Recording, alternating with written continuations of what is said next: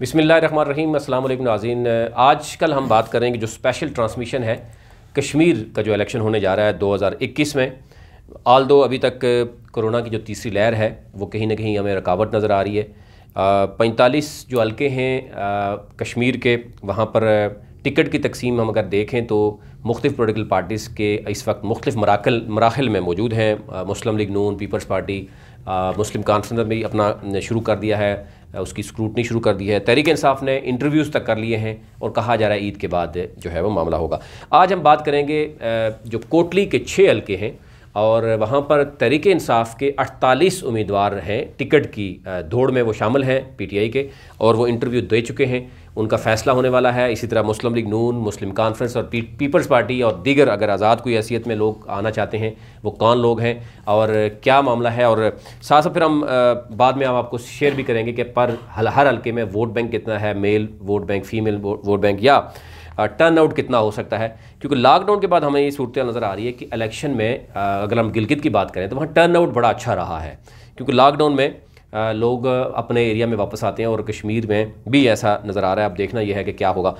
मेरे साथ मौजूद हैं ज़ीशान कुरैशी साहब हैं, ये इनका अपना हल्का भी है और अगेन जो है वो इससे जो 48 उम्मीदवार हैं पीटीआई के, बाकी जो दीगर जमातें हैं वो कौन कौन से उम्मीदवार मैदान में हैं, किसकी पोजीशन इस वक्त भारी है, अगर टिकट जिस तरह होता है कि टिकट इसको मिले तो क्या होगा, उसको मिले तो क्या होगा, और अगर दोनों को मिले तो क्या होगा, ये सूरत देखनी होगी। और आज़ाद हैसियत में कितने लोग मौजूद हैं। ज़ीशान साहब बहुत शुक्रिया।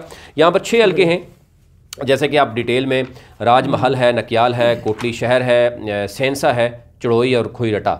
और ये खोईरटा ये टोटल जो है वो बनते हैं 48 उम्मीदवार पीटीआई के और बाकी दीगर। अगर हम पहले हल्के की बात करें राजमहल की, तो इसके 6 उम्मीदवार हैं जो तहरीक इंसाफ के सिर्फ हैं। बाकी जो पीपल्स पार्टी और नून लीग और मुस्लिम कॉन्फ्रेंस या आज़ाद हैसियत में जो लोग हैं वो भी ज़रा आवाम से शेयर कीजिएगा कि एक तो बैरिस्टर इसरार अहमद है, निसार अहमद है, अलियास अजीज़ मलक हैं, मोहम्मद इफ्तिखार अहमद है, ज़फ़र इकबाल मलक हैं, सैयद आरिफ हुसैन शाह गिलानी हैं। ये हैं तहरीक इंसाफ के उम्मीदवार। पहले ज़रा इस पर बात कर लेते हैं कि इनमें से आपको क्या लगता है कौन से उम्मीदवार ग्राउंड में मजबूत है, पार्टी में भी उसकी मजबूती है, और अगर पहले 2-3 बंदों की बात करें कि जिनको टिकट मिल सकता है तहरीक इंसाफ का, वो कौन लोग हैं और फिर इनका किस किस पार्टी से मुकाबला हो सकता है। बिस्मिल्लाहिर्रहमानिर्रहीम। नवीद साहब बहुत शुक्रिया। ये जो हल्का है, ये पहले इस हल्के की बात करते हैं। ये हल्का इस दफ़ा पहली बार इसमें इलेक्शन होने जा रहे हैं। ये नया हल्का बना है राजमहल। ये कोटली शहर और ये राजमहल एक हल्का होता था, अब ये टूट के ये अलग से हल्का बना और इस हल्के में अलग से पहली बार इलेक्शन होंगे, यानी लेजिस्लेटिव असेंबली का ये 8 नंबर हल्का होगा। ठीक है। यहाँ जो कैंडिडेट हैं वो सारे के सारे पहली बार इलेक्शन लड़ेंगे, मासवाए जो मुस्लिम कॉन्फ्रेंस के इस वक्त इन दोनों हल्कों से जो 2016 के एमएलए मलिक नवाज साहब वो इस दफ़ा इलेक्शन लड़ेंगे यहाँ से। तो वो पुराने एमएलए के तौर पे तो मौजूद हैं, लेकिन जो पीटीआई के जितने उम्मीदवार हैं ये सारे नए के नए लोग हैं। इनके बारे में ये कहना कि इनमें से कोई पहले इलेक्शन लड़ा हो या मजबूत हो, ये सारी बातें कबल अज़ वक्त हैं। ठीक है। लेकिन ये जो जितने भी शख्सियात हैं ये अपनी अपनी जगह दावे कर रहे हैं और हल्के में इनकी मूवमेंट भी है, अपने अपने जलसे जुलूस भी हैं, अपनी अपनी जो है मूवमेंट चल रही है इनकी। और इस वक्त तक जो पीटीआई का इंटरव्यू भी कल मुकम्मल हो गए हैं, मुहाजिरीन के भी सारे। तो पीटीआई को इन लोगों ने इंटरव्यू भी दे दिए हैं मरकजी पार्टी को। अब सूरत हाल क्या है, इनमें से कौन से लोग शार्ट लिस्ट हुए हैं, ये देखने वाली बात है। ये जो 6 उम्मीदवार हैं, इनमें जो सियासी घराने से पुराने जो तल्लक रखने वाले जो लोग हैं वो 2-3 हैं। मसलन इसमें से अगर हम बात करें तो बैरिस्टर इसरार मलक हैं। ये यूके से बैरिस्टर लॉ किया है इन्होंने, जो लॉ यहाँ आज़ाद कश्मीर से किया है, लेकिन बारट लॉ इन्होंने यूके से किया है।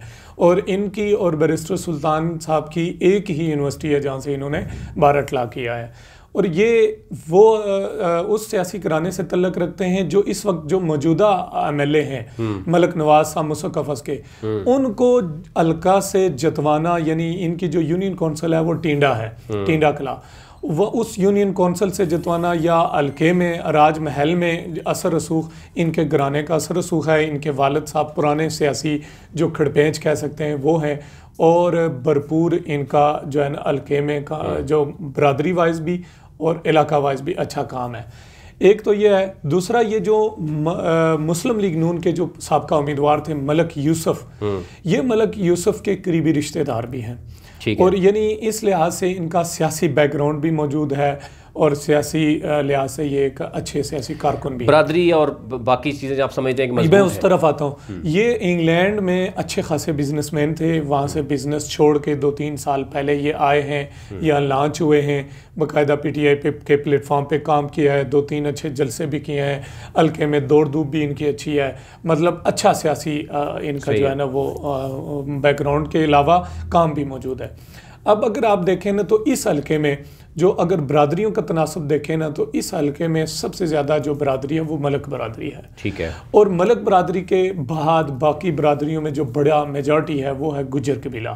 यानी इस वक्त आप देखें ना तो आपने जो नाम गिनवाए हैं, बैरिस्टर इसरार मलक, मलक निसार जो निसार अहमद है वो मलक, इसी तरह मोहम्मद इफ्तिखार वो मलक हैं, इसी तरह जफ़र वो मलक हैं, इसी तरह इलियास अजीज़ ये मलक हैं।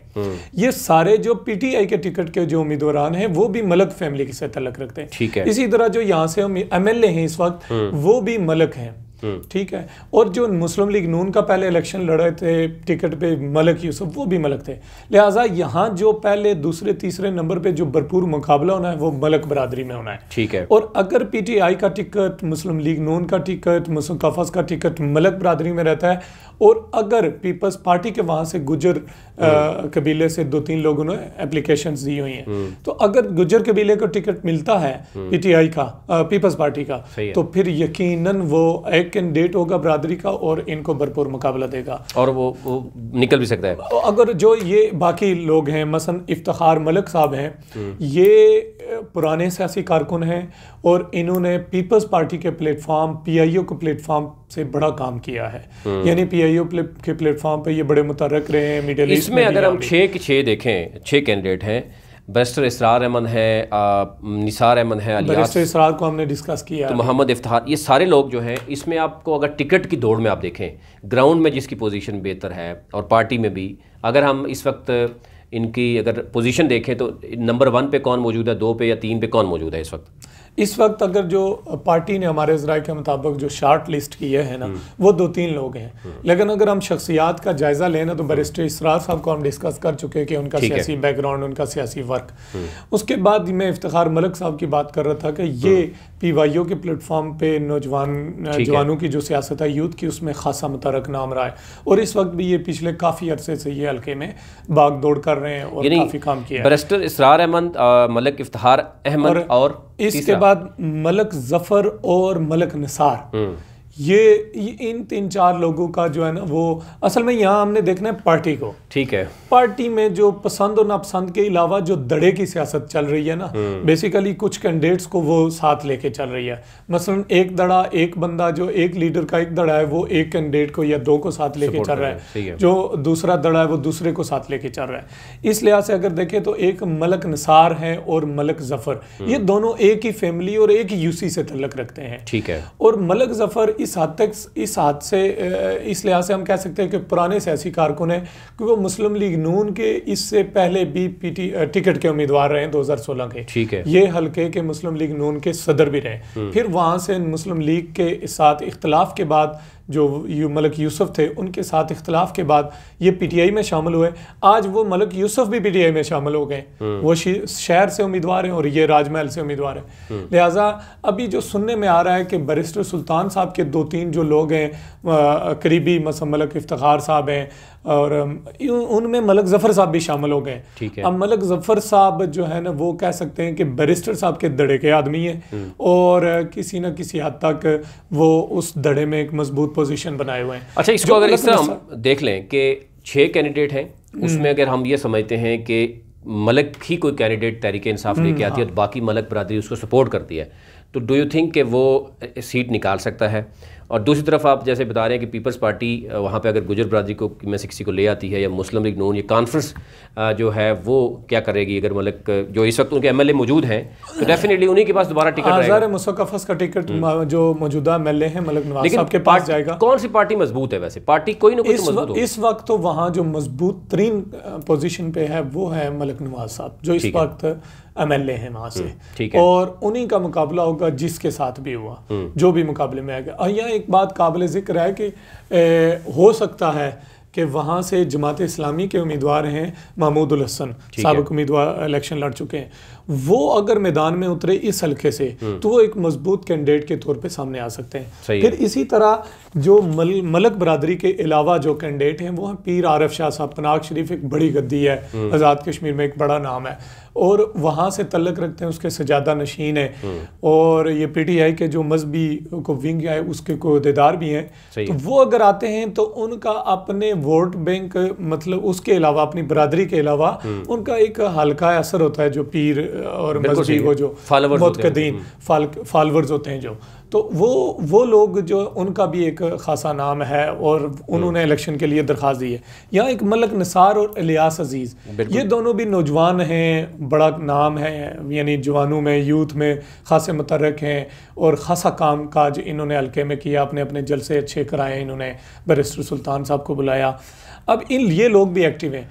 अगर यहाँ पीटीआई टिकट किसी भी मलक को देती है तो उसका मुकाबला जो है वो मलक नवाज साहब के साथ होगा। तो लेकिन अगर ये देखना है कि मलक नवाज साहब को हराने की पोजीशन में कौन है, मुकाबले की पोजीशन में कौन है, तो इस वक्त जो 2-3 लोग जिनको हमने पहले डिस्कस किया है, अगर पीटीआई इन पे एतमाद करती है, मसलन बैरिस्टर इसरार मलिक हैं, और उसके अलावा अगर पीटीआई इन पे एतमाद करती है, बैरिस्टर इफ्तिखार मलिक हैं, या मलक निसार हैं, या जफर मलिक है, तो इनमें से सबसे मजबूत जो कैंडिडेट है वो इस वक्त तक बैरिस्टर इसरार मलिक। सही है, ये नहीं वो मुकाबला कर सकते हैं और सीट निकाल सकते हैं।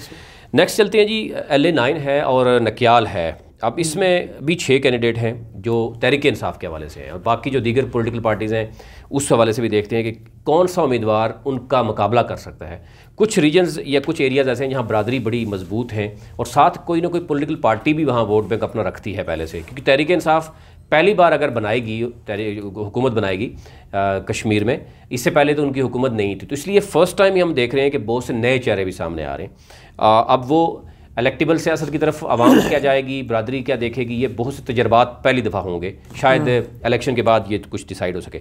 नंबर 1 यहाँ पे आ रहा है जी, आसिफ हनीफ साहब हैं, फिर हैं शाहिदा शहीन साहिबा हैं, मोहम्मद नईम ख़ान है, ज़हूर अहमद है, चौधरी मोहम्मद अशरफ हैं, और मोहम्मद आज़ाद जराल हैं। ये 6 उम्मीदवार हैं तहरीक इंसाफ के प्लेटफॉर्म से। अब इसमें से कौन से उम्मीदवार आपको लग रहा है मजबूत हैं जो टिकट लेने में कामयाब हो सकते हैं? अगर हम यहाँ ये हल्का देखें तो ये हल्का बड़ा आज़ाद कश्मीर की सियासत में बहुत अहमियत का हामिल हल्का है, कि ये साबिक वज़ीर-ए-आज़म सरदार सिकंदर हयात खान का हल्का है, और उनकी फैमिली यहाँ से हमेशा इलेक्शन लड़ती रही है। 1-2 बार, एक पहले लाल मोहम्मद बानिया साहब एमएलए रहे, उनके इलेक्शन उनसे जीते थे, और 2011 में जावेद बुढ़ानवी साहब उनके ख़ानदान से जीते। उसके अलावा इन्हीं का ख़ानदान सरदार सिकंदर साहब का वहाँ से एमएलए रहा है। तो यहाँ से जो आप समझ लें कि अगर पीटीआई ने सीट जीतने वाली, तो बात अभी तक समझ नहीं आ रही, लेकिन आप देखें कि दस्तयाब कैंडिडेट जो हैं जिन्होंने इस वक्त तक पीटीआई के टिकट के दरख्वास्तें दी हैं, तो उनमें जिन 6 लोगों का आपने जिक्र किया, तो इनमें से कोई एक ही हैं जो सरदार मोहम्मद नईम खान, ये सरदार नईम हैं, और ये सरदार सिकंदर हयात खान की ही जो कबीला थकियाल डमाल उससे तल्लुक़ रखते हैं। ये साबका इलेक्शन भी लड़े हैं। ठीक है। जो मज़ामती सियासत है हल्के में, उसका नाम ये मतलब उसके लिए ये मशहूर है, मज़ामती सियासत करना। इन्होंने एक बार एक अवामी इश्यूज़ पे नकियाल से इस्लामाबाद तक मार्च भी किया था। सही है। मतलब ये उस टाइप के आदमी है। यहाँ प्रेस क्लब में मुजाहरा भी हुआ। मतलब ये है, इन्होंने 2016 का इलेक्शन भी लड़ा। उस वक्त वोट इन्होंने कितने लिए, क्या सूरत हाल थी, अलग बात है। लेकिन वहाँ जो राइज जो बड़े घराने हैं, उनसे जो लोग तंग हैं ना, तो उन लोगों के लिए ये किसी हद तक उम्मीद की किरण है, यानी थर्ड ऑप्शन मौजूद है। ये तो इसके अलावा जो आपने नाम लिए हैं बाकी जितने भी वो अननोन नाम हैं, ठीक है, यानी उन्होंने ना तो इलेक्शन लड़ा है, अगर तहरीक इंसाफ ने टिकट दिया तो वो ये सरदार नईम साहब को देंगे और इनका मुकाबला वहाँ पीपल्स पार्टी के पीपल्स पार्टी के साबिक वजीर हैं जावेद बुडानवी, वो 2011 में इलेक्शन जीते थे, सरदार सिकंदर याद खान के बेटे को हराया था जो इस वक्त वजीर है वहाँ से, सरदार फारूक सिकंदर, वो एक बड़ा नाम है, गुज्जर कबीले से तल्लुक है उनका, सबसे बड़ी जो वहाँ बरादरी है वो गुज्जर कबीला है। और उसके अलावा उसके बाद फिर सिकंदर याद के ख़ानदान से जो बंदा खड़ा होगा उसका, और पीपल्स पार्टी के जावेद बुडानवी साहब, और उसके अलावा पीटीआई किसको टिकट देती है इस पे मुनसर है, तो उसका आपस में इन तीनों का मुकाबला होगा। लेकिन थर्ड ऑप्शन के तौर पे वहाँ के लोगों को पीटीआई का उम्मीदवार मिलेगा इस वक्त। सही है, यानी अगर हम दोनों हल्कों की बात करें तो इसमें लग ऐसे रहा है, पहले हल्के में मुस्लिम कॉन्फ्रेंस इस वक्त क्योंकि सिटिंग वहाँ के एमएलए हैं वो मजबूत है, उनको हराने के लिए पीटीआई को जोर लगाना पड़ेगा। दूसरे हल्के में इस वक्त मुस्लिम कॉन्फ्रेंस का नहीं, अभी जो मौजूदा है वो किस पार्टी से देखें ना, सरदार सिकंदर याद खान मुस्लिम कॉन्फ्रेंस में चले गए और ये शहर के हल्के में भी, और उनका बेटा जो इधर से नकियाल का हल्का, यहाँ से 2 इलेक्शन लड़ेंगे उनकी बरादरी से, ठीक है, तो लेकिन दोनों मुस्लिम कॉन्फ्रेंस के टिकट पे लड़ेंगे, मुस्लिम कॉन्फ्रेंस। तो इसका मतलब ये दोनों हल्के जो है मुस्लिम कॉन्फ्रेंस के बड़ा मजबूत हल्के, मतलब पीटीआई को मुस्लिम कॉन्फ्रेंस को बीट करने के लिए यहाँ वर्क करना पड़ेगा। आगे चलते हैं जी, तीसरे जो हल्का है शहर है, LA-10 है, कोटली का तीसरा सबसे शहर है और 12 उम्मीदवार यहाँ पर हैं। ब्रिगेडियर लाल हुसैन जो हैं रिटायर्ड हैं, चौधरी मतलूब हुसैन हैं, जफ़र याब सुबहानी हैं, फिर मोहम्मद इसहाक चौधरी हैं, साजिद नवाज़ ख़ान हैं, मोहम्मद असगर कुरैशी हैं, नाजिम हुसैन हैं, मोहम्मद शबीर हैं और मलिक मुबशर अली आदिल हैं और मोहम्मद महबूब, मोहम्मद ज़ुबैर, मोहम्मद यूसुफ, ये 12 उम्मीदवार हैं तहरीक इंसाफ के जो टिकट के लिए हैं। अब इसमें आप देखें कि कौन से आपको लग रहा है कि टिकट लेने में कामयाब हो गई, वो ज़ाहिर है बरादरी भी देखी जाती है, वोट बैंक भी देता है, और किस पार्टी से उसका मुकाबला होगा यहाँ पे वोट बैंक किस पार्टी? ये जो हल्का शहर है ना, ये ऐसा हल्का है कि ये 3-4 हल्कों से इलाके टूट के ना तो शहर में शामिल हुए तो नया ये हल्का बना है। अब इस हल्के में किसी एक बरादरी का उस तरह से असर रसूख नहीं रहा, जिस तरह पहले यहाँ से मलक बरादरी का एमएलए बनता रहा है, अब उस तरह की कोई सूरत हाल नहीं रही। यहाँ जाट कबीला भी है, गुज्जर कबीला भी भरपूर अंदाज में है, फिर उसके अलावा यहाँ मुहाजिरीन का एक बड़ा वोट बैंक मौजूद है, फिर उसके अलावा जो दीगर कबाइल हैं, जाट, राजपूत और गुज्जर कबीले के अलावा दीगर कबाइल मेजॉरिटी में वो आ जाते हैं, उसमें मुहाजिरीन का बहुत बड़ा वोट बैंक इस हल्का शहर में मौजूद है। अब यहाँ अगर आप कैंडिडेट्स में देख, जिनके नाम आपने दिए हैं ना 12 के 12 कैंडिडेट्स में से, इनमें से अगर जो मेरी इतला है कि शॉर्ट लिस्ट 3 लोग हुए हैं, ठीक है, उन 3 लोगों में जो पहला नाम है वो मलिक यूसुफ साहब है, ठीक है, मलिक यूसुफ साहब जो इससे पहले नून लीग के टिकट पे इलेक्शन लड़ चुके हैं। उसके बाद मोहम्मद असगर कुरैशी साहब हैं जो पीपल्स पार्टी से यहाँ इस पीटीआई में शामिल हुए थे और पीपल्स पार्टी में एक खासा बड़ा नाम था मरकजी लीडरशिप के साथ, इस वक्त भी वो, ठीक है। फिर तीसरा जो नाम है वो चौधरी महबूब साहब हैं, वो जाट कबीले से तल्लुक रखते हैं, साबिक मेंबर कश्मीर कौंसिल रहे हैं। ये तीनों लोगों का नाम पार्टी से थे पहले, ये बैरिस्टर सुल्तान की दड़े से पुराने पीपल्स पार्टी से इसका मतलब आए, मसलन बैरिस्टर साहब पीपल्स पार्टी में रहे तो ये पीपल्स पार्टी में रहे, वो उन्होंने अपनी पार्टी बनाई तो ये अपनी उनके साथ चले गए। अब ये जो इन तीनों का अगर देखें, इन तीनों के अलावा भी अच्छे नाम मौजूद हैं, जिस तरह नाज़िम गुज्जर हैं, ब्रिगेडियर लाल हैं, ये गुज्जर कबीला से तल्लुक रखते हैं। अब यहाँ ये एक प्रॉब्लम ये भी हुई है कि गुज्जर और वर्सेस मलक, इनका आपस में कुछ बयानात की वजह से कुछ सूरत हाल खासी ख़राब हुई है, ठीक है। यानी मलक बरादरी के एक साहब ने गुज्जर बरादरी के वाले से उन पर इल्ज़ाम है कि एक ऐसा नाज़ेबा जुमला बोला जिस वजह गुज्जरों में गुस्सा पाया जाता है, ठीक है। तो इस लिहाज से अगर पीटीआई देखे तो अगर मलकों को टिकट देगी तो गुज्जर कबीला किसी सूरत भी उसकी सपोर्ट नहीं करेगा, अगर गुज्जर कबीले को टिकट देगी तो मलक कबीला किसी सूरत भी उसको सपोर्ट नहीं करेगा, फिर कोई तीसरा यहाँ से निकाले की कोशिश करेगा। फिर सादा चौधरी महबूब और मलिक यूसुफ के दरमियान टिकट में की खासी जंग है इस वक्त, जो इंटरव्यू में जो सूरत हाल हमें सुनने में मिली है कि खासी जंग है। और वजह यह है कि चौधरी महबूब जो हैं वो बैरिस्टर सुल्तान के खासुल खास हैं, उनके दड़े के हैं, और मलिक यूसुफ जो हैं वो पिछला इलेक्शन लड़ के अपना आप मनवा के खासा वोट बैंक लेके, यानी उनसे जो जीतने वाले वो चंद सौ वोटों से जीते थे बहुत मुश्किल से, तो उस बुनियाद पे वो ताकतवर कैंडिडेट है। अब मलिक मोहम्मद यूसुफ जो है, मलिक यूसुफ, अगर इन दोनों की लड़ाई जारी रही तो तीसरा बीच में से जो है ना वो निकाल सकता है। ठीक है। तो अगर हम देखें तो असगर कुरैशी है, वो उनका मरकज में भी वोट बैंक मतलब खासा तल्लक है, लेकिन उन्होंने 3-4 महीने से जो हल्के में काम किया है तो उससे उनको बहुत रिस्पांस है। उसकी वजह यह है कि उन्होंने मतलब वो ऐसे कबीले से हैं जो सबके लिए काबिल कबूल है। तो यहाँ यानी पार्टी के लिए फैसला करना इतना आसान नहीं है। लेकिन किस किस्म मुकाबला होगा? मतलब तहरीक इंसाफ को यह जरूर है कि वफाक में हुकूमत है, यहाँ पीटीआई, मुस्लिम कॉन्फ्रेंस और पीपल्स पार्टी का मुकाबला होगा। ठीक है, तीनों पार्टीज अपने वोट बैंक रखती हैं, स्ट्रांग रखती हैं। आगे जी सेंसा है, ये कोटली 4 है और अल्ले 11 है, यहाँ पर भी 7 उम्मीदवार मैदान में है। मोहम्मद यूनुस चौधरी साहब हैं, हाफिज़ ताहिर महमूद हैं, मोहम्मद बाबर अवान हैं और सरदार अब्दुल रज़ाक खान हैं, मोहम्मद रियाज हैं, महफूज हुसैन हैं और चौधरी मोहम्मद इखलाक हैं। ये 7 उम्मीदवार हैं तहरीक इंसाफ के सेंसा से।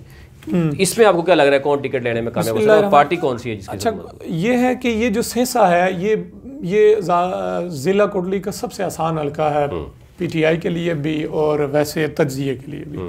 यहाँ रवायती जो मुकाबला रहा है वो हमेशा पीपल्स पार्टी और मुस्लिम कॉन्फ्रेंस का रहा है, फिर मुस्लिम लीग बनी तो मुस्लिम लीग और पीपल्स पार्टी का रहा है।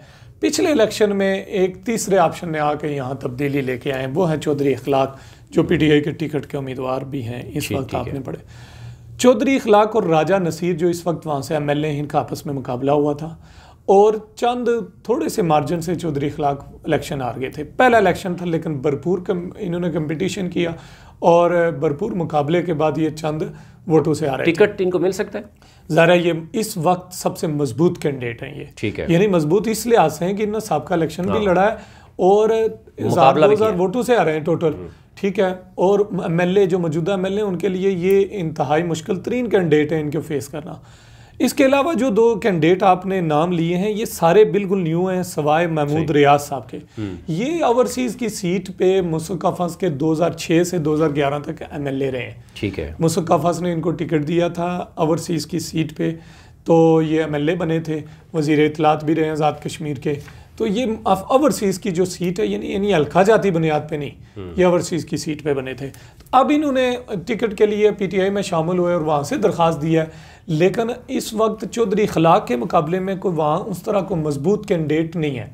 लेकिन अगर पीटीआई किसी को आजमाती है तो वो कबल अज वक्त है कि वो किस तरह का मुकाबला कर सकता है, ये बात उसके। लेकिन जैसे आप बता रहे हैं कि गुज़िश्ता इलेक्शन जिसमें तहरीक इंसाफ वफाक में उस वक्त नहीं थी और सिर्फ केपीके में थी, उस वक्त अगर चौधरी इखलाक पीटीआई की टिकट पे इलेक्शन लड़े हैं और बड़ा क्लोज मार्जिन थी, और जो उम्मीदवार इस वक्त ज़ाहिर है जिस गवर्नमेंट में है, आपको क्या लग रहा है तहरीक इंसाफ का इसका मतलब वोट बैंक वहाँ है और दूसरी कौन सी पार्टी होगी जिसके साथ मुकाबला होगा? देखें, ये इन्हीं का मुकाबला होगा। अगर पीटीआई किसी को आजमाती है नया टिकट देके तो फिर मसला तो वो अभी कबल अज वक्त है उसके बारे में तज्जिया करना कि वो मुकाबला कर सकेगा ही नहीं। लेकिन चौधरी इखलाक ने मुकाबला किया है 1000 खामियां खूबियां देखने के बावजूद, तो अभी अगर उनको टिकट मिलता है तो भरपूर मुकाबला दे सकते हैं। किस पार्टी से होगा? यहाँ राजा नसीर साहब मुस्लिम लीग नून के टिकट के उम्मीदवार हैं, इस वक्त एमएलए भी हैं, सिटिंग वजीर भी हैं, उनका और पीटीआई का ही मुकाबला होगा। तो यहाँ वैसे एक बात काबिल जिक्र है कि मुस्लिम कॉन्फ्रेंस और पीपल्स पार्टी के कैंडिडेट, उनका भी बड़ा अहम किरदार होगा किसी की जीत में या हार में, लेकिन निकालने में मतलब बहुत अहम किरदार। जीत या हार का लफ्ज मैंने इसलिए इस्तेमाल किया कि इन दोनों इस हल्के में बहुत अहम किरदार होगा। ओके जी, नेक्स्ट चढ़ोई का हल्का है और ये भी बड़ा अहम हल्का है, एलए 12 और कोटली 5 है। इसमें 9 उम्मीदवार हैं तहरीक इंसाफ के टिकट के लिए और उसमें रोबीना शहीन हैं, आबिदा कयूम हैं और अली अहमद आबिद हैं, राजा कैसर मुजाहिद हैं, शौकत फरीद हैं, मोहम्मद शफीक मोहम्मद अफसर हैं, लेफ्टिनेंट कर्नल मोहम्मद फ़यूम रिटायर्ड हैं और डॉक्टर मोहम्मद यासीन रिटायर्ड हैं। और ये 9 जो कैंडिडेट है ना सती साहब, ये हल्का जो है आज़ाद कश्मीर की सियासत में बड़ा मतलब मुनफरद हल्का रहा है। यहाँ हमेशा से बरादरियों की सियासत का एक बड़ा शोर रहा है, यानी राजपूत वर्सेस जाट चौधरी और जाट वर्सेस राजपूत, बड़ा शोर रहा है आज़ाद कश्मीर में। यहाँ ये इस वक्त मौजूदा अपोजिशन लीडर का हल्का है चौधरी यासीन, उनका हल्का है। चौधरी यासीन साहब यहाँ से 5-6 बार एमएलए इलेक्शन लड़ चुके हैं और एमएलए मुंतखब हुआ है। ये जहां राजपूत और वर्सेस जाट का रवायती मुकाबला रहा है। और इस वक्त जो पीटीआई के टिकट के उम्मीदवार हैं वो सारे चौधरी, मेजॉरिटी उनकी सवाए एक के चौधरी यासीन साहब के कबीले से, ठीक है। और इन सब के में अगर एक ही नाम है वो है चौधरी शौकत फरीद, जो इलेक्शन लड़ चुके हैं साबका। वो 2016 का इलेक्शन भी लड़े हैं, उससे पहले भी 2 इलेक्शन वो आज़ाद उम्मीदवार के तौर पे लड़े हैं। वो बैरिस्टर सुल्तान के दड़े के आदमी समझे जाते हैं, लेकिन किसी भी इलेक्शन में उन्होंने 6000 का फिगर क्रॉस नहीं किया, पहले इलेक्शन में भी, दूसरे में भी, तीसरे में, और ये चौथा इलेक्शन होगा उनका। लास्ट इलेक्शन में लड़ा है और लड़े थे वो 6000 के करीब उन्होंने पीटीआई के, जी पीटीआई के टिकट पे। तो तीनों इलेक्शन में 6000 का फिगर उन्होंने क्रॉस नहीं किया। लेकिन उनके मुकाबले में जितने भी टिकट के उम्मीदवार हैं वो सारे जो है ना वो अननोन है, किसी ने इलेक्शन नहीं लड़ा। ठीक है। हाँ, ये है कि जो राजा कैसर मुजाहिद है वो एक सियासी बैकग्राउंड से तलक रखते हैं, उनके वालिद साहब एमएलए रहे, वो जाट कबीले से नहीं है बल्कि चढ़ोई के बड़े कबीला राजपूत कबीले से। ठीक है। अगर टिकट उनके पास जाता है तो फिर कबल अज वक्त है बात कि इस हल्के का सिनेरियो क्या बनता है। ठीक है। लेकिन अगर टिकट चौधरी शौकत फरीद के पास रहता है तो शौकत फरीद की इस वक्त साबका जितने भी इलेक्शन है उन इलेक्शन से मुनफरिद इस वक्त मुहिम जारी है। ठीक है। और खासा वो काम कर रहे हैं हल्के में। पहली बार वो साबित करवा रहे हैं कि मैं एक सियासी आदमी हूँ, मैं सियासी मारूजी हालात को समझता हूँ और मारूजी हालात के मुताबिक वो मनसूबाबंदी कर रहे हैं, लोगों को शामिल कर रहे हैं। चौधरी यासीन साहब को भी वो डज पहुँचा रहे हैं और दूसरी जानिब वो मुस्लिम लीग नून के कैंडिडेट को भी नुकसान पहुँचा रहे हैं। तो लिहाजा ये लगता है कि वो इन दोनों कैंडिडेट्स के लिए परेशानी का बायस जरूर बनेंगे शौकत फरीद, अगर उनको टिकट मिलता है। चौधरी यासीन साहब का ये हल्का है, चौधरी यासीन साहब खुद इलेक्शन लड़ेंगे या किसी और को मैदान में उतारेंगे? और फिर मुस्लिम कॉन्फ्रेंस का क्या रोल होगा यहाँ? चौधरी यासीन साहब, हम पहले भूल गए, शहर का हल्का डिस्कस नहीं किया। चौधरी यासीन साहब ने पीपल्स पार्टी की क़यादत को जो एप्लीकेशन दी है और पीपल्स पार्टी ने इंटरव्यू भी मुकम्मल कर लिए, उन्होंने 2 हल्कों से इलेक्शन लड़ना है। ठीक है। एक उन्होंने इस चढ़ोई से और एक चकोटली शहर से, उन्होंने दोनों हल्कों से दरखास्तें दी हुई हैं। सही है। और मुस्लिम कॉन्फ्रेंस की क्या पोजीशन? यहाँ से मुस्लिम कॉन्फ्रेंस पहली बहुत अरसे बाद भरपूर कुव्वत के साथ इलेक्शन लड़ने की तैयारी कर रही है और यहाँ से 2 कैंडिडेट इस वक्त तक मुसक्कफ़ के जो है ना वो नज़र आ रहे हैं। एक हैं साबिक वज़ीर मेजर मनसफदाद साहब के साहबजादे राजा नईम मनसफदाद और एक हैं साबिक सीनियर वज़ीर आजी अकरम साहब मरहूम के साहबजादे राजा आफ्ताब अकरम। सही। अगर इन दोनों में से जो भी कैंडिडेट होगा वो भरपूर इलेक्शन लड़ेगा और वो मुसक्कफ़ का इसमें सिर्फ एक तो पार्टी का वोट बैंक है ना, एक इन दोनों कैंडिडेट्स का अपना वोट बैंक भी है, इनके ख़ानदानों का। ये नहीं इनके वालदेन ने काम किया और इनके वालदेन यानी मेजर मुनसफदाद साहब मरहूम और आजी अकरम साहब का अपना वोट बैंक ये घरों से लेके चलेंगे। ठीक है। जो भी कैंडिडेट होगा तो मुसक्कफ़ का कैंडिडेट मुस्लिम लीग नून की जीत या हार उसमें इंतहाई अहमियत का आमिल किरदार अदा करेगा। सही हो गया जी। आगे है आखिरी हल्का जो हम अगर बात करें कोटली का, वो है जनाब हल्का 6 कोटली LA 13 खोईरटा। अब इसमें बहुत अगेन मुकाबला जो है वो टिकट के उम्मीदवार 8 तक पहुंच गए हैं। इसमें निसार अंसर अब्दाली साहब हैं और मोहम्मद रफ़ीक नैयर हैं, मोहम्मद बशीर हैं, जवेद शाहिद हैं, नासिर लतीफ़ हैं, निदा सलाम हैं, चौधरी अब्दुल रज़ाक हैं, ग़ुलाम रसूल राजा हैं। और आप जानते हैं एक तो यह है कि रफ़ीक नैयर और अंसर अब्दाली का मुकाबला सख्त है। रफ़ीक नैयर तजर्बाकार तो ज़रूर है लेकिन पोजीशन इस वक्त क्या है? यहाँ इस वक्त जो सूरत हाल है वो ये है कि टिकट के लिए पार्टी के लिए भी बड़ी मुश्किल तरीन सूरत हाल है। ये जो मैं पहले बात करता हूँ मोहम्मद रफ़ीक नैयर, ये जितने बाकी आपने नाम गिनवाए ये सारे बिल्कुल नए हैं, इनमें किसी ने भी कोई इलेक्शन नहीं लड़ा लेकिन नाम मौजूद हैं, उन्होंने टिकट के लिए दरखास्तें दी हैं, काबिल एहतराम है इलेक्शन लड़ने का, बंदे को हक है, 80,000 तो खर्च किया गया ज़ाहिर है। लेकिन इनमें से जो सबसे जो है ना वो 2 बार साबिक वज़ीर रहने वाले रफ़ीक नैयर साहब 2 बार MLA रह चुके हैं यहाँ हल्का खोईरटा से। उन्होंने पिछला 2016 का इलेक्शन भी PTI के टिकट पर लड़ा है। ये किसी दौर में बैरिस्टर सुल्तान के बड़े ख़ास आदमी गिने जाते थे, लेकिन मौजूदा जो इलेक्शन जा रहा है इसमें जो पोजीशन नज़र आ रही है, जो हमें देखने को मिला है, कोई इतलात आ रही हैं कि बैरिस्टर सुल्तान साहब की इस वक्त शफकत वाला जो आता है वो अंसर अब्दाली साहब पे है। सही है। और इस वक्त रफ़ीक नैयर साहब जिन्होंने इलेक्शन भी लड़ा, 2 बार MLA रहे, उनको अगर इंतहाई मुश्किल तरीन कोई मुकाबला दे रहा है टिकट का तो वो अंसर अब्दाली साहब दे रहे हैं। अंसर अब्दाली कोई इसलिए नहीं दे रहा कि अंसर अब्दाली का कोई पार्टी के अंदर कोई बड़ा किरदार को मामला है। ठीक है, पार्टी के मरकजी भी और आज़ाद कश्मीर लेवल पे भी बड़ा काम होगा, लेकिन उसने 5 साल हल्के में काम किया। जब उसने हल्के में काम किया है, और रफीक नैयर साहब मेरे ख्याल से मीरपुर में शिफ्ट हो गए उसकी वजह से, मगर रफीक नैयर साहब इलेक्शन लड़ने के बाद बस गाय बगाए हल्के में नजर आते रहे, लेकिन अंसर अब्दाली ने हल्के में भरपूर काम किया। 5 साल वो दिन रात हल्के में रहे, नौजवान आदमी हैं, उन नौजवानों को अपने साथ मिलाया, दीगर बरादरियों के लोगों को अपने साथ मिलाया। रफीक नैयर साहब चूंकि गुजर कबीले से हैं, बड़ा कबीला इस हल्के में है, रफीक नैयर चूंकि जाट हैं और जाट उम्मीदवार पहली बार किसी ताकतवर पार्टी की तरफ से इलेक्शन लड़ने के लिए सामने आया है। किसी दौर में एक बार जो नसीम साहब इलेक्शन लड़े थे तो उसके बाद पहली बार ये आए। नहीं, अंसर अब्दाली गुजर हैं? नहीं, जाट कबीले से हैं ना, जाट हैं, तो जाट कबीले से पहली बार ये ताकतवर अंदाज में कोई इलेक्शन लड़ने के लिए सामने आ रहा है।